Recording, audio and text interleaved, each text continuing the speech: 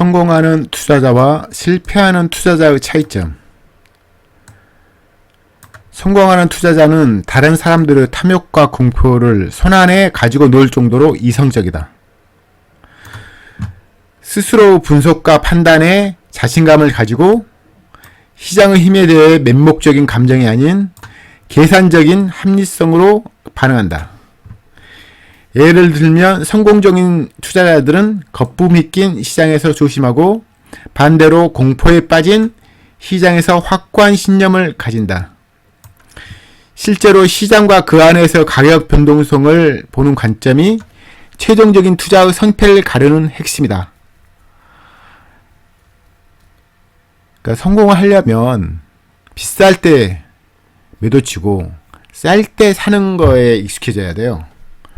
물론 싸다는 기준을 알아야 되겠죠. 비싸다는 기준을 알아야 되겠지만요. 폭락장에는 되게 수익성 높은 기업이 저가를 형성한 경우가 많아요. 물론 떨어졌다가 저가가 아니죠. 그 가격 대비, 그 가치, 수익 가치라든지 자산 가치 대비, 미래 가치 대비 싼 가격인가를 확인하고 매수를 해야 되겠습니다. 폭락장이라도 모든 종목이 떨어지는 건 아니니까요. 그래서 폭락장에 사는 게 가장 좋은데 그때 이제 보통 매도 치는 경우도 있죠. 어쩔 수 없는 상황이 그럴 수도 있고 공포심에.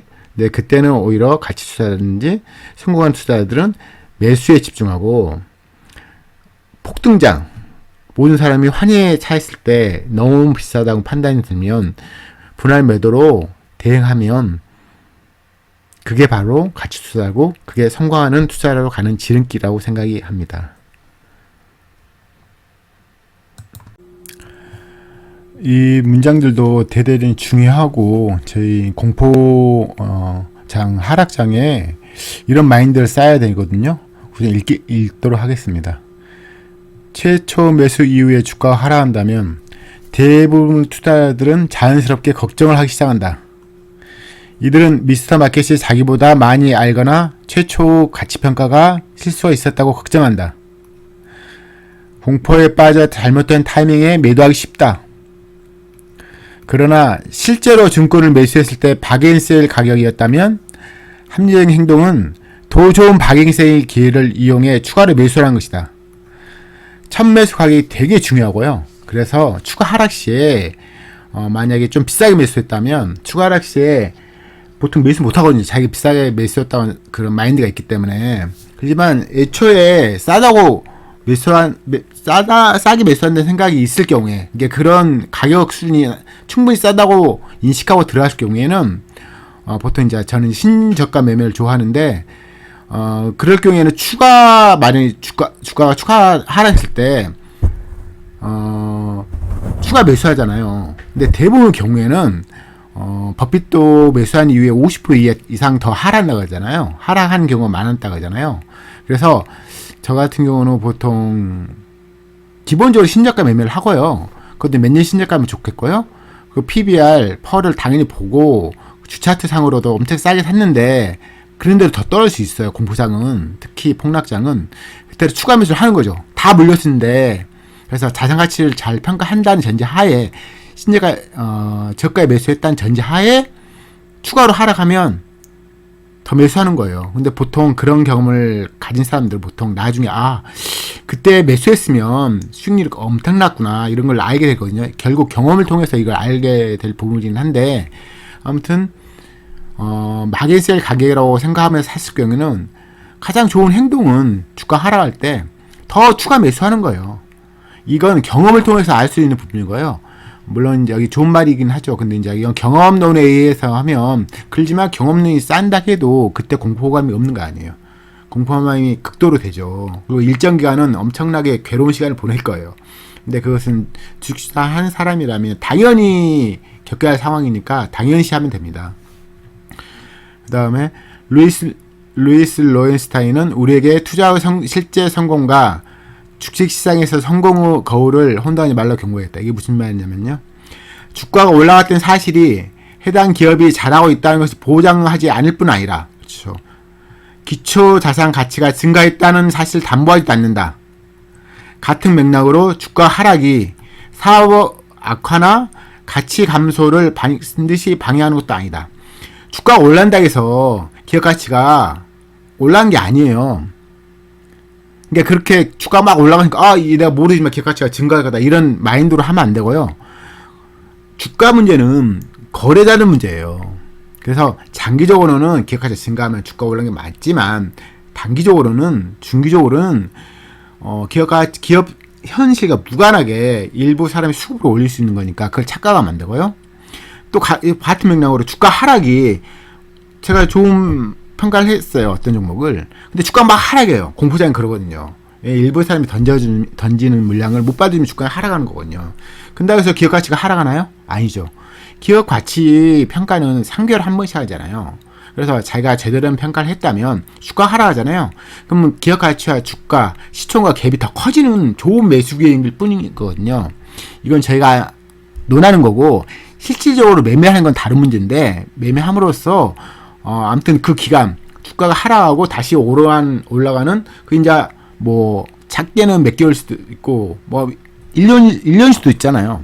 그 기간 동안은 엄청 괴로운 시간을 보내는 거예요. 근데 그게 숙명 같은 일이거든요. 이것도 다 경험을 통해 깨우쳐야 할 부분이고 항상 이 부분을 당연히 제가 이걸 프린트 뽑아서 여러분이 그런 공포장애는 읽으셔야죠. 계속. 그리고 이제 어느 시점에 자기게 되는 거고 그 자기게 된 것을 나중에 또 공포장 오면 또 겪고 그러면서 이제 익숙해진 거죠. 공포장. 내가 현금을 더 마련해 둘 거야. 이런 생각이 들 수 있을 거예요. 그래서 두 문장 다 중요하고요. 항상 이 문장은 공포장 이럴 때는 읽는 거죠. 공포장이 할 수 있는 것은 매매, 추가 매수와 또 하나는 대가들 책을 읽는 거예요. 대가들은 보통 몇십 년을 경험한 이후에 책을 쓰니까요. 대부분 맞는 경우가 많아요. 물론 단기적으로는 안 맞죠. 그렇지만 장기적으로 맞는 경우가 많으니까요. 그걸 믿으시고 그걸 계속 이런 걸 계속 반복하다 보면 어느 사이에 돈이 쌓이게 되는 거죠. 그래서 경험이 필요하고 시간을 요하는 게임입니다. 주식 투자는. 그리고요. 투자자가 주가의 변동과 해당 기업의 현실을 구분하는 것은 매우 중요하다. 주가 문제하고 해당 기업 현실은 달리 움직이는 경우가 많거든요. 장기적으로는 연동되지만 일반적인 경향이 매수가 더 많은 매수를 낳고 매도가 더 많은 매도를 촉진하는 것이라면 투자자들은 시장의 힘에 굴복하려는 성향에 맞서 싸워야 한다. 당신은 시장을 무시해서는 안 되며 스스로 생각해서 시장이 당신을 이끌도록 해서도 안 된다. 가격만이 아닌 가격과 비교한 가치, 그렇죠. 항상 제가 강조하지만 가격, 그 시총과 기업 가치를 비교를 하셔야 돼요. 항상 가격에 너무 휘둘리면 안 되고요. 가격과 비교한 가치가 당신의 투자 의사 결정에 사용되어야 한다. 미스터 마켓을 투자 기회의 창조자로 여긴다면 당신은 가치 투자자가 된다. 하지만 미스터 마켓을 투자의 길잡이로 여긴다고 주장한다면 당신도 당신의 자금을 운영해줄 다른 사람을 고용하라고 조언해준 것이 최선일 것이다. 그러니까 기본적으로 주가하고 해당 기업 현실은 다른 문제거든요. 현실은 잘 나가더라도 주가가 단기적으로 안 움직일 수가 있어요. 그래서 장기적으로 움직인다는 게 그걸 믿고 이제 매매하는 게 가치 투자고요. 그리고 매도가 커지면 보통 주가 올라가잖아요. 근데 이 매수가 더 많은 매수를 낳고 해서 주가 계속 올라간다. 매도는 계속 떨어진다. 이렇게 단순하게 생각하시면 안 되고요. 그 말은 어느 정도 현실적이긴 하죠. 그렇지만 거기에 너무 매몰려서 난 비싸게 사지만 더 많이 매수하는 사람이 있어서 더 올라가게 이런 마인드로 하면 안 돼요. 물론 올라가기도 합니다. 그렇지만 어느 순간에 배반을 때리잖아요. 올린 사람이. 그러면 주가가 급나가거든요. 항상 제가 강조하지만 올라갈 때 1000% 올라가더라도 떨어질 때는 90% 떨어지면 제자리로 가거든요. 그걸 항상 명심하셔야 되고요. 여기 보시면 시장을 무시, 이게 어떤 말이냐면은 투자 기회의 원천을 무시하는 건 명백하시. 이게 주가가 떨어지는 경우 있잖아요. 되게 폭락장, 그걸 잘 활용하란 말이거든요. 그래서 스스로 생각해서 주식 투자는 항상 스스로 생각할 수 있어야 돼요. 물론 처음 공부할 때는 안 그랬죠. 저도 그랬고. 근데 지금은 개인적으로 물론 제가 잘난 게 그런 차원이 아니라 누구 말 듣지는 않아요. 주식하는데. 물론 리포트도 안 읽죠. 객관적 사실만 읽죠. 근데 이거는 버핏이 그러니까 저도 그렇게 하려고 하고요. 아직 부족하지만 향후 제가 20년, 30년 하다 보면 버핏처럼 뭐 돈 많이 모으겠지만 아무튼 뭐 유사하게 될 거 아니에요, 인생이. 그런 말 하고요. 그러니까 항상 실수로 생각해서 투자했나 그런 말씀을 한 거고요. 가격만 고려하면 안 돼요. 당연한 거예요. 이 가격, 시총과 가격 곱하기 주식수는 시총이잖아요. 그 시총과 비용 가치, 기업 가치가 당신의 투자 의사 결정에 항상 그렇게 해야죠. 그렇게 하는 버릇을 길러야 돼요. 그래서 제가 콘트 투자를 조금 안 좋다고 보는 게, 콘트 투자가 나쁜 게 아니라 장기적으로 기업 가치와 시총, 주가 상황을 항상 따지다 보면 이게 더 누승누락해지거든요. 근데 콘트 투자는 정금일 게 모르겠어요. 금액이 커지잖아요. 억 단위면 훨씬 10억, 100억 막 이렇게 돼버리면 그때도 막 숫자 넣어가지고 매수 매도를 할 거예요? 그건 아니죠. 그래서 항상 가격과 가치를 따지는 그런 습관을 들이다 보면 능숙해지고 더 뭐랄까 어떤 분야에서 더 전문가가 되는 거예요. 그리고 이 시총은 이 기업 가치에 비해서 너무 싸다, 이걸 판단이 금방 되는 거예요. 근데 그게 주식투자예요. 그게 전무일 수 있는데 콘트 투자는 그런 개념이 없잖아요, 아예. 그래서 잘못됐다고 생각합니다, 개인적으로. 미스마켓을 보면 투자 기회를 주죠. 왜냐면 기업 가치는 가만히 있는데 미스마켓이 빈도 부려서 주가를 엄청나게 작살내버리잖아요. 그리고 엄청 싸질 수도 있잖아요. 그래서 그 좋은 기회를 만들어주는, 보시면 기초자산 가치와 가격을 괴리를 처리한 그 갭을 만드는 창조를 여긴다면 당신은 가치투자 된다. 현명하죠. 가치투자는 항상 기업 가치와 시총과 갭을 내먹는 게임을 하니까요. 근데 투자의 길잡이는 아니에요. 이 미스터마켓은 어떤 주체성을 갖고 있는 게 아니라 변덕쟁이거든요. 변덕쟁이. 그 말씀을 하는 거예요. 그래서 이 미스터마켓을 비싸게 하니까 굴복해서 그냥 비싸게 또 더 내가 비싸게 사더라도 더 비싸게 될 거라 이런 마인드로 하면 안 되고요. 그냥 이걸 잘 활용한다는 거죠. 이걸 잘 활용하는 변덕쟁이를, 그런 거예요. 그런 말씀 드린 거예요.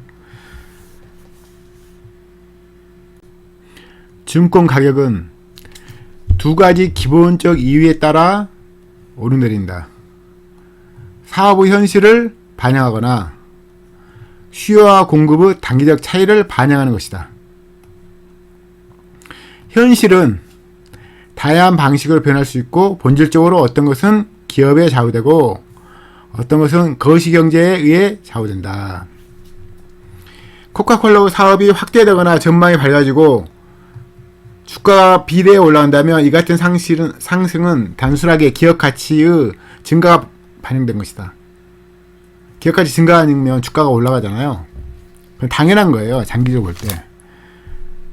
현실은 보면 기업에 의해 좌우될 수도 있고 거시경제에 의해서 좌우될 수 있단 말을 한 거거든요.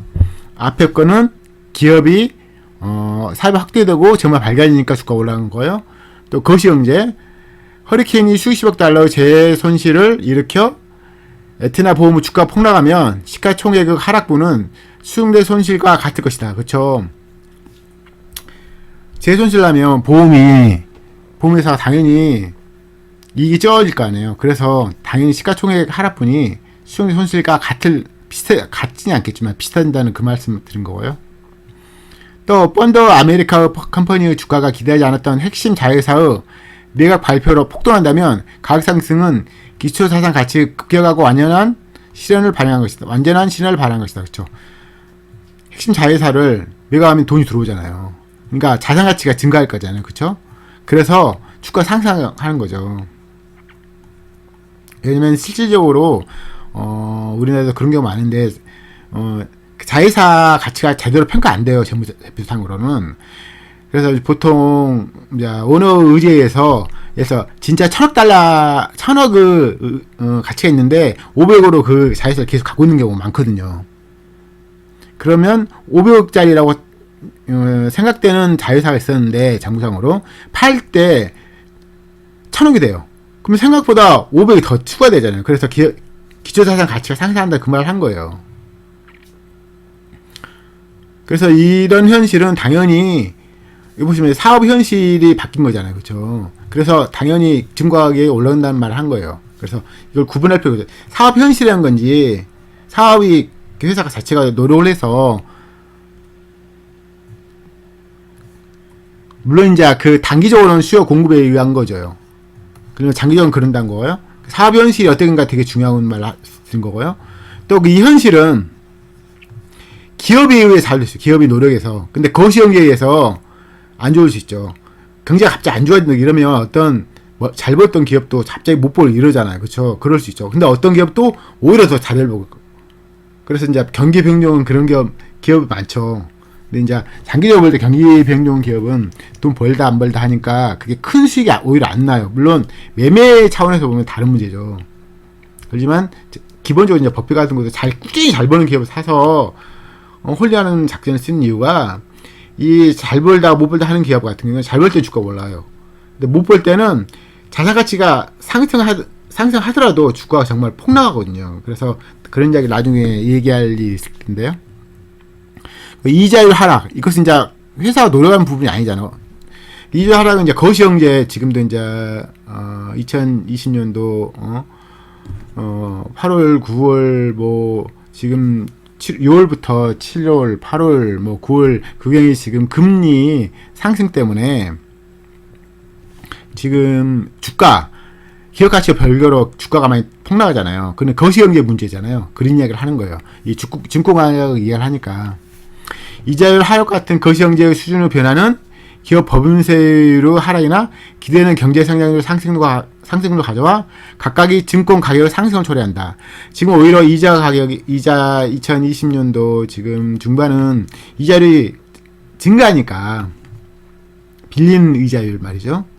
그러니까 가격이 주가가 오히려 하락하잖아요. 그렇지만 작년, 재작년 2020년도, 2021년도는 어떻게 보면 이자율이 오히려 하락했잖아요. 그래서 주가가 상승할 요인이 큰 거예요. 그때 이제 거시경제 문제인 거죠. 회사 문제가 아니라. 그래서 이제 여기 말하면 증권 가격은 사업 현실에 의해서 좌우되기도 하고 이제 수요공급에 의한 건데 그 현실이라는 것은 기업에 의한 거, 기업의 노력에 의한 거, 아니면 기업이 잘못한 거, 아니면 거시경제, 기업과 무관한 거시경제 두 가지에 의해서 현실이 바뀐다. 그 말씀 드린 거예요.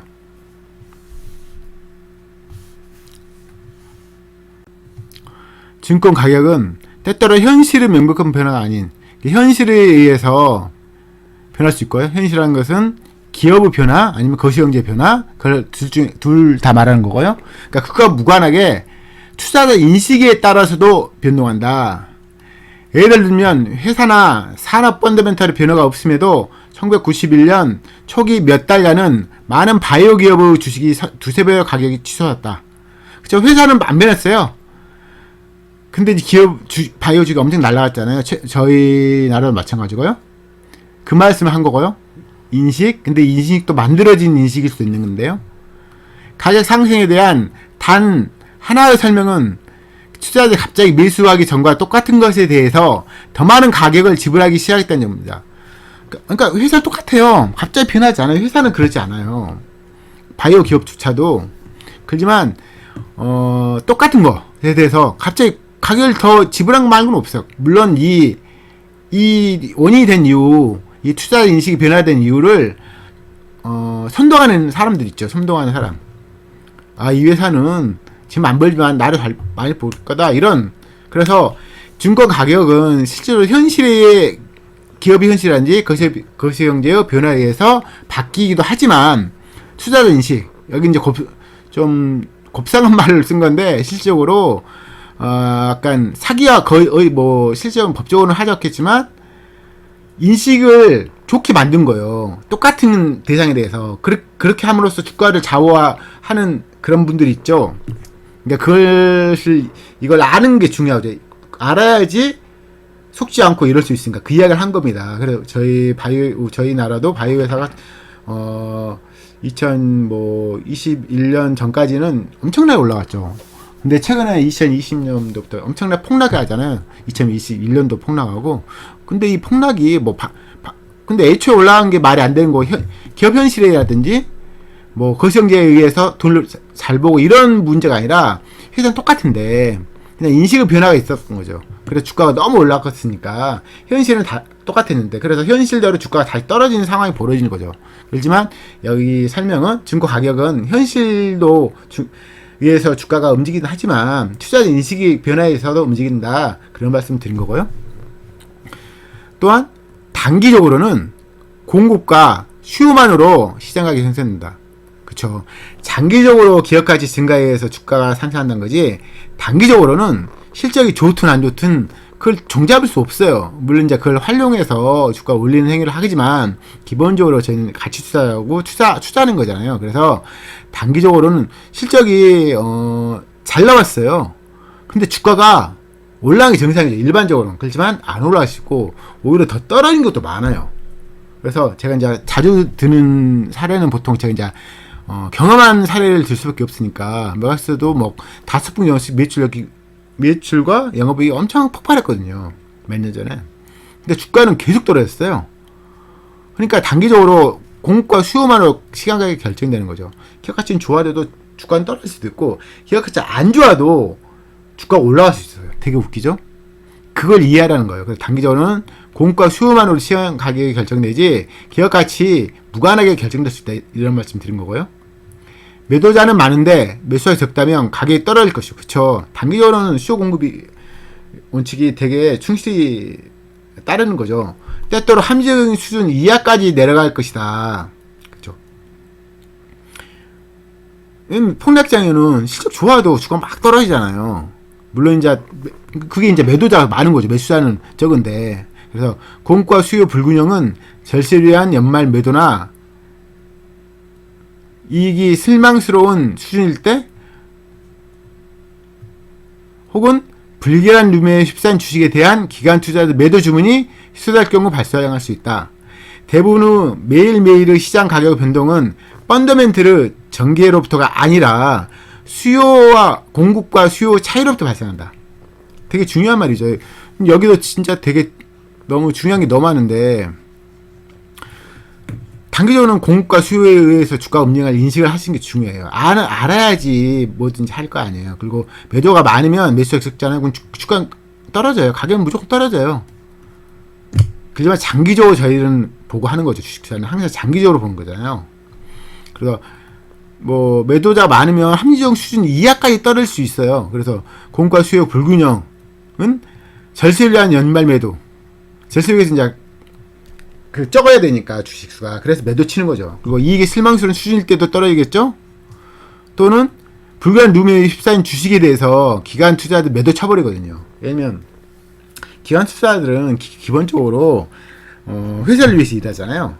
그래서 안 좋으면 나중에 주가 떨어질 걸 염려해서, 왜냐면 손실 나면 안 돼. 다른 사람 파는데 안 팔고 있으면 나중에 올라가더라도 일정 기간은 수익률이 안 좋아지잖아요. 안 좋아지면 펀드가 환매 들어가니까. 그리고 루머에 휩싸이면 매도 쳐버려요, 우선. 기계적으로. 왜냐면 일정 기간 수익률이 안 좋아지는 상황을 싫어하니까. 왜냐면 환매 들어오니까요. 그래서 이게 공급과 수요 굴기라는 게 주가 막 떨어질 수 있는 상황이라는 게 절세를 위한 연말 매도가 많으면 그런 거죠. 안 받은 사람이 맞아준 사람이 적으니까요. 그리고 이익이 실망스러운 수준일 때도 떨어지겠고요, 당연히. 불길한 룸에 휩싸인 주식에 대한 기관투자자 매도 주문 시도할 때 발생할 수 있다. 그걸 이해하는 게 중요해요. 이것도 되게 중요한 이야기죠. 이해해야지 거기에 대처를 하잖아요. 떨어진 걸 실제로 좋은데 떨어져요.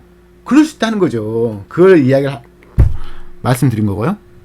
그 매일매일의 시장 가격 변동 보면 안 되죠, 원래는.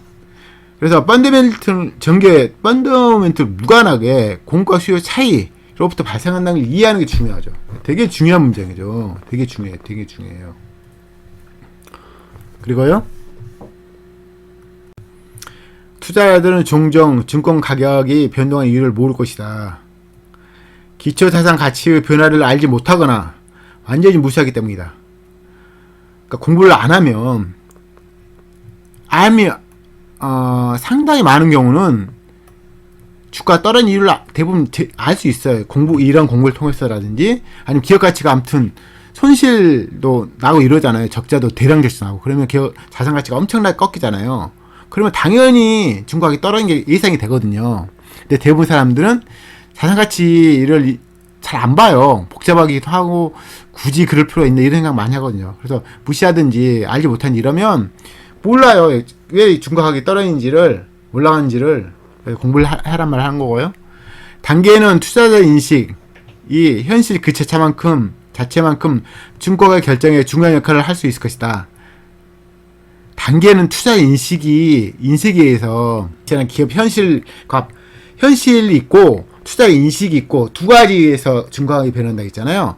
근데 현실은 당연히 장기적으로 변해요. 근데 인식이란 것은 단기적으로는 이 회사에 대한 전망, 어떤 그런 것 때문에 중국가격이 오르는 데를 하니까, 그래서 단기적으로는 투자 인식이 주가가 움직이는데 중요한 역할을 할 수 있단 말이에요. 단기적으로는. 투자에 의해 기대되는 미래의 사건은 결코 확실하지 않다.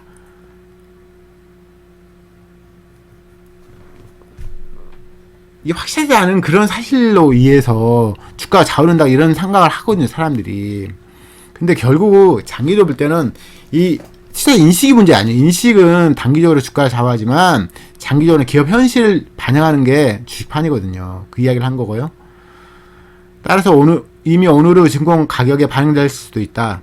왜냐하면 증권 가격은 어떤 위에서든지 변할 수 있고 어떤 가격 수준에서도 어떤 기대가 반영되는지 아는 것은 불가능하기 때문이다. 단기적으로는 몰라요. 그래서 단기적으로 알려고 노력한 것 자체가 말이 안 되는 거고요.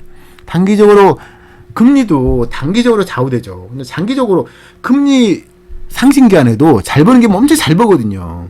중요한 건 기업이에요. 기업 상황이 중요한 거거든요. 그 이야기를 말씀드린 거고요. 그래서 단기적으로 주가가 뭐 예상과 다르게 좌우된다 해서 그걸 휘둘릴 문제가 아니고요. 잘 벌더라도 주가가 떨어질 수도 있고 못 벌더라도 주가는 올라갈 수 있고 기업 현실이 안 바뀌는데도 투자 인식이 좋아지잖아요. 해당 기업에 대해서. 그럼 주가가 엄청 날아가요. 그걸 활용하는 사람들이 많이 있죠. 근데 이제 중요한 것은 정금액일 때는 괜찮아요. 손실 나도 괜찮으니까. 근데 큰 금액일 때는 한번 크게 손실 나잖아요. 근데 인간이기 때문에 그걸 못 버텨요, 대부분. 그래서 자기 자신이 인간인 것을 인식을 하는 게 주식사는 되게 중요하고요. 투자자들은 증권 가격을 넘어서서 항상 기업 가치를 따져보고 투자 과정 한 부분으로 양자를 비교해야 된다. 이제 이 저자가 경험을 해보고 이야기를 쓴 거죠. 그러니까 증권 가격에 너무 매몰되지 말고 항상 기업 가치를 따져보고 이 증권에서 말하는 증권가격이 이제 시총 말하는데 시총하고 주가를 말하는데 시총과 기업 가치를 견져보는 거죠. 항상 견져봐야 돼요. 그래서 비쌀 때는 건들면 안 되고 사면 안 되죠. 그래서 양자를 비교하는데 왜냐면은 기업 가치 대비해서 쌀 때만 미쳐야 되거든요. 이 증권가격은 시총 주가를 말하는 거거든요. 그래서 주가가 올라가면 이전에 말씀드렸죠. 주가가 오른다고 기업 가치가 좋아지는 게 아니에요. 그럴 수도 있겠, 주가는 그럴 수 있겠지만 원인은 기업 가치가 좋아지면 주가가 올라가지는 거죠. 그래서 이 기업 가치가 이렇게 개면 증권 가격이 개면 기업 가치는 주인이라고 하잖아요. 주인 따라서 걔가 왔다 갔다 하는 거거든요. 그래서 항상 투자자라면 이 뭐잖아요. 투기자가 아니라 투자자라면 항상 기업 가치와 이 시총 주가가 어떤 게 비싸고 어떤 게 싼가를 항상 비교하는 그런 습관을 들여야 된다고 조언을 해드린 겁니다.